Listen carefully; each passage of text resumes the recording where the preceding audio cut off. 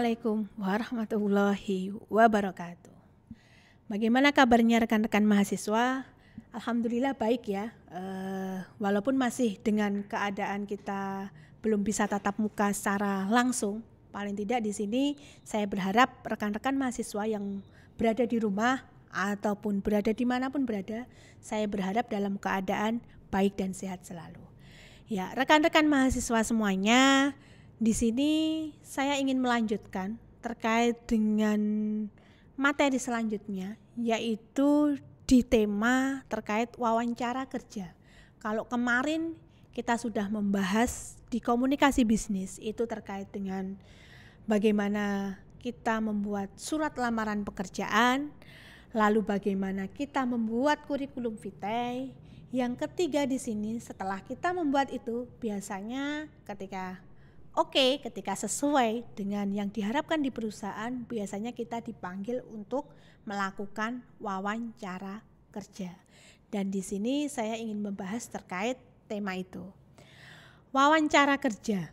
Wawancara, otomatis kalau yang namanya wawancara itu tidak terlepas dengan yang namanya kita komunikasi paling tidak 2 orang gitu ya. Nggak mungkin 1 orang, kita mau ngomong dengan siapa gitu ya. Sehingga di sini wawancara itu adalah percakapan yang dilakukan oleh 2 orang atau lebih, bisa lebih gitu ya. Orang yang terlibat dalam proses wawancara ini terbagi ke dalam 2 hal, yaitu orang yang mewawancarai dan orang yang diwawancarai. Orang yang mewawancarai biasanya disebut di sini adalah pemilik perusahaan atau boleh jadi orang yang ditunjuk, sedangkan yang diwawancara itu adalah narasumber. Biasanya ketika kita yang melamar berarti ya kita yang diwawancarai, lebih ingin mengenal kita lebih jauh lagi ya, seperti itu. Dan ada juga yang mengartikan wawancara itu sebagai sebuah bentuk komunikasi yang dilakukan secara lisan dan dilakukan dengan metode yang terstruktur oleh 2 orang yang terlibat atau bahkan lebih. Jadi sudah ada struktur-strukturnya yang akan kita bahas. Kalau kemarin saya sempat mendampingi saudara ya, rekan-rekan mahasiswa untuk pindah lokasi kerja karena lokasinya jauh di Wonogiri. Dia pengen pindah PNS di sana, pengen pindah di Solo gitu ya rekan-rekan mahasiswa. Sehingga pas ketika itu yaitu kita wawancaranya lewat ya gini, tidak secara langsung tapi lewat Zoom. Nah, ibaratnya kayak tatap muka langsung tapi dengan jarak jauh gitu ya. Nah, apapun sama bisa tertangkap gitu ya, terutama mungkin kalau sinyalnya bagus, tapi ketika sinyalnya nggak bagus itu yang akan menjadi kendala tersendiri gitu ya. Jadi bisa digunakan dengan cara apapun karena sekarang kan banyak metode ketika nggak harus ketemu langsung gitu ya, kita lewat satunya di Jakarta, satunya di sini pun juga bisa, atau mungkin lewat media apapun saya kira bisa gitu ya. Dan itu terkait dengan wawancara kerja dan mungkin rekan-rekan mahasiswa pernah mengalami hal ini. Nah, mungkin sebagian sudah gitu ya. Bahkan sudah lebih dari 5 kali, 10 kali diwawancarai gitu ya. Dan selanjutnya, kenapa sih kita perlu yang namanya wawancara gitu ya? Di sini merupakan salah satu cara yang sangat penting bagi suatu perusahaan dalam menyaring jumlah pelamar yang ada. Jadi dari kita sudah oke di surat lamaran pekerjaan, sudah oke di kurikulum vitae, lalu di sini adalah diwawancara. Biasanya yang akan menentukan kira-kira saya pengen tahu lebih jauh dari Mbak A ini di bagian apa gitu ya. Kan bisa kita lihat lewat gaya bicara kita, bisa kita lihat lewat komunikasi kita langsung seperti apa.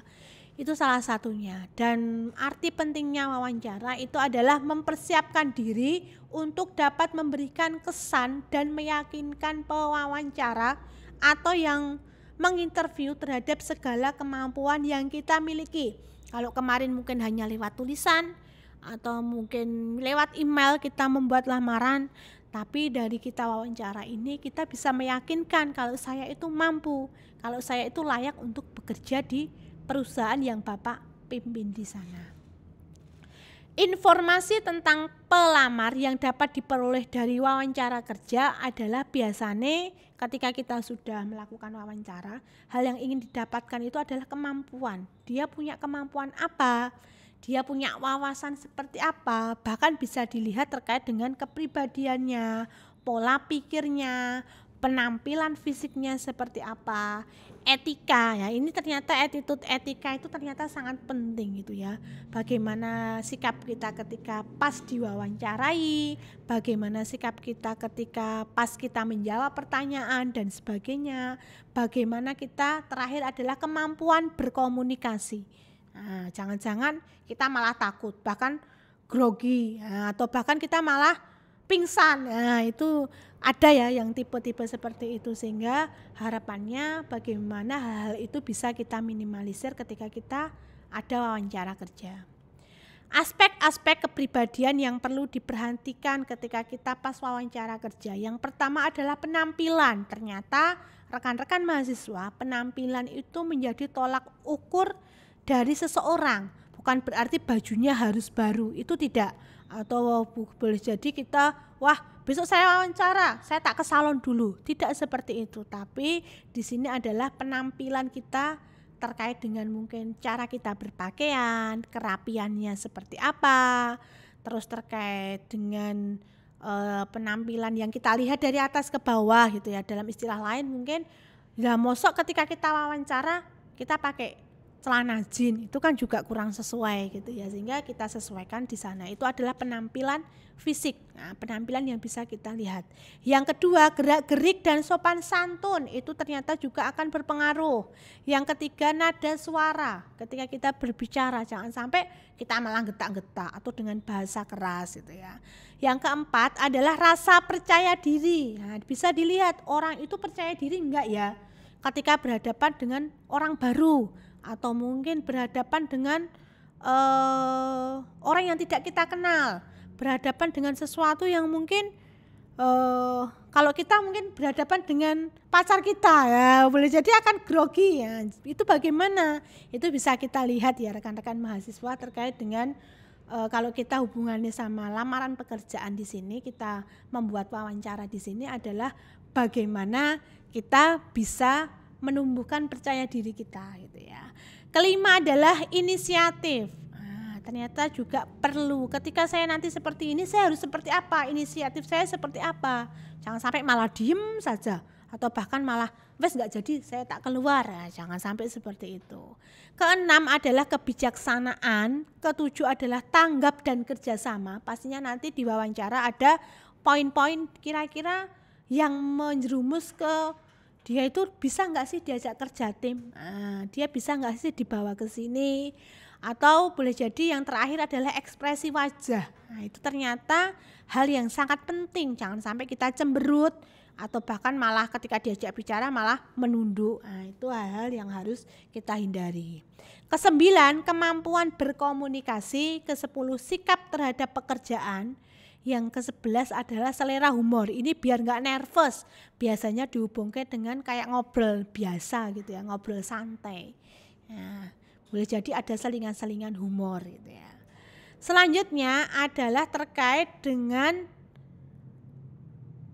persiapan wawancara kerja. Biasanya ketika kita ingin wawancara, yang harus kita pahami, kita harus memahami tentang perusahaan atau tempat kita ingin mencari pekerjaan. Nah, cari informasi dulu kira-kira di sana nanti seperti apa sistemnya. Boleh jadi ada mes enggak, kira-kira nanti di sana saya akan diposisikan seperti apa. Itu harus kita cari tahu dahulu. Atau di sini persiapan wawancara kerja adalah tentang pribadi. Jadi kita harus tahu gitu ya, atau bahkan ketika kita ingin membuat orang yang ingin mengajak kita untuk bekerja, biasanya di sana melihatnya adalah di sisi ini. Nah, kalau kita mungkin sebagai pelamar yang atas, tapi ketika kita sebagai orang yang posisinya adalah orang yang membuka lowongan kerja, mungkin hal yang pertama yang akan dilihat adalah tentang riwayat hidupnya, pengenalan dirinya. Nah, kita juga harus paham siapa sih diri saya ini gitu ya. Jangan sampai aku kok apa-apa aku paling benar, itu jangan sampai seperti itu. Dan yang penting kita memahami kelebihan dan kekurangan dari diri kita masing-masing. Hal-hal yang harus diperhatikan ketika akan wawancara, jangan sampai kita yang pertama, bagaimana kita bisa datang tepat waktu, jangan sampai molor, jangan sampai bahkan kita terlambat lama, itu jangan sampai.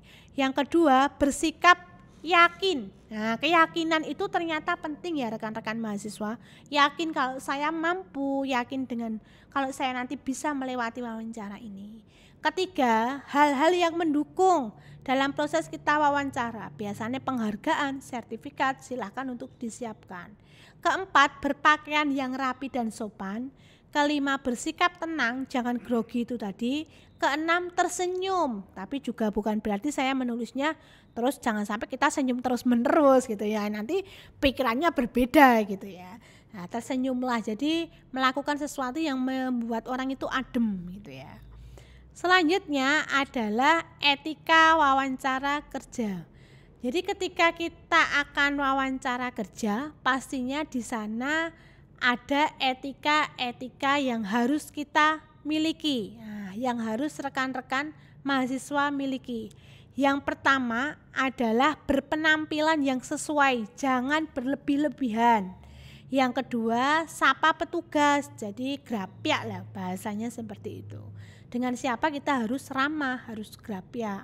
Yang ketiga, bukan berarti kita langsung nyelonong masuk, tapi bagaimana kita permisi atau boleh jadi mengetuk pintu ketika akan memasuki ruangan.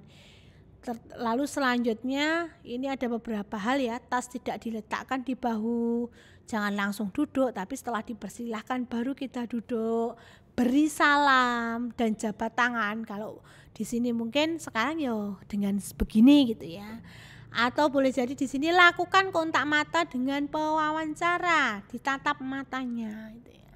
Selanjutnya menggunakan bahasa yang formal dan dikurangi terkait dengan bahasa-bahasa yang nonverbal, bahasa-bahasa yang tidak resmi. Sebisa mungkin kita minimalisir. Dan terakhir, berbicara dengan suara atau volume yang jelas, volume yang mudah dipahami dengan intonasi yang jelas, tidak berbelit-belit di sana. Dan biasanya rekan-rekan mahasiswa di sini ada pertanyaan umum dalam wawancara kerja. Nah, biasanya apa yang akan dibahas? Biasanya pertama itu pribadi pelamar. Terkait karakter, biasanya ditanya, karakter Mbak itu seperti apa toh? Gitu ya. Mbak tahu nggak kekurangannya apa gitu ya? Atau mungkin pernah dengar dari teman-teman, kemandirian, kepemimpinannya bagaimana, itu yang akan dibahas di sana, lebih ke psikologisnya. Yang kedua, pertanyaan umum dalam wawancara kerja adalah pengetahuan tentang perusahaan. Ketika kita ingin masuk di perusahaan A, ya kita main tidak tahu dulu perusahaan ini tuh bergerak di mana toh. Nanti saya bekerjanya itu seperti apa, kerjasamanya dengan siapa, paling tidak kita tahu gambarannya secara umum. Yang ketiga, pengetahuan tentang pekerjaan. Jadi kita harus paham dengan job desk yang kita lamar. Jojo, lah saya kerjanya apa? Lah jenengan itu ngelamar apa? Saya pernah melihat orang yang dia malah bertanya, dia itu sudah diterima, dia malah bingung. Lah saya mau ngapain? Loh, lah jenengan ngelamar apa kemarin, Bu? Saya bilang seperti itu. Sehingga kita harus tahu dulu job desk kita itu apa. Dan hal-hal lain yang biasanya diterangkan dalam wawancara, banyak sekali mahasiswa. Selanjutnya adalah etika wawancara kerja. Ternyata dalam wawancara kerja itu juga ada etika seperti yang saya bahas di depan tadi, terkait dengan penampilan yang sesuai, lalu sapa petugas dan sebagainya. Itu ternyata sangat penting sekali. Jangan sampai kita tuh wah Mbak Eki jutek ya, wah Mbak itu seperti ini ya galak, jangan sampai seperti itu. Dan di poin yang terakhir adalah ternyata ketika ada hal-hal yang harus kita miliki ketika wawancara kerja, ternyata di sini juga ada hal-hal yang harus kita hindari dalam wawancara kerja. Yang pertama, jangan datang terlambat. Yang kedua, jangan melihatkan sesuatu yang membuat itu menandakan wah saya itu baru kesel, saya itu baru anyel, nunggu lama. Jangan sampai seperti itu. ketiga, jangan berpenampilan berlebihan.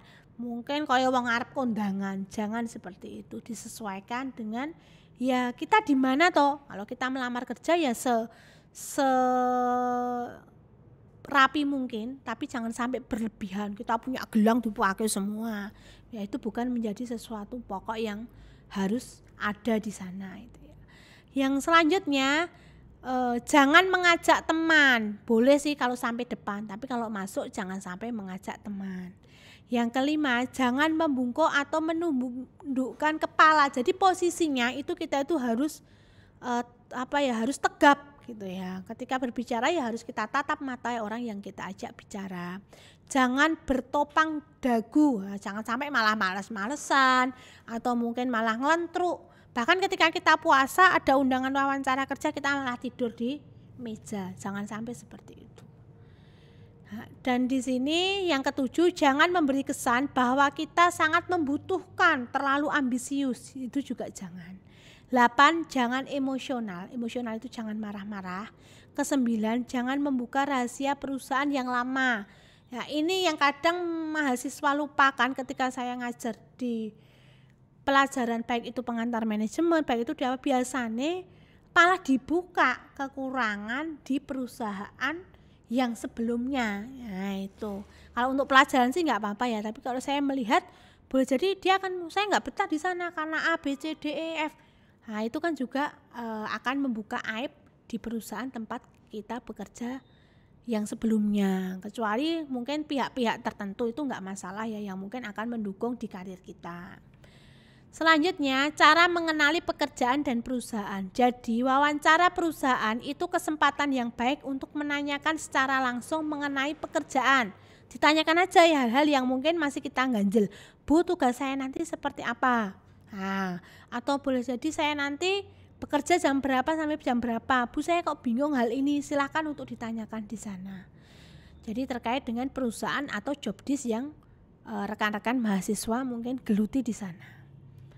Itu ya. Dan ternyata nanti akan muncul banyak sekali pertanyaan-pertanyaan yang akan dikeluarkan gitu ya. Yang akan mungkin di si pewawancara dia akan mengeluarkan hal-hal yang mungkin ya banyak poin-poinnya, biasanya sudah ada tanda-tandanya gitu ya.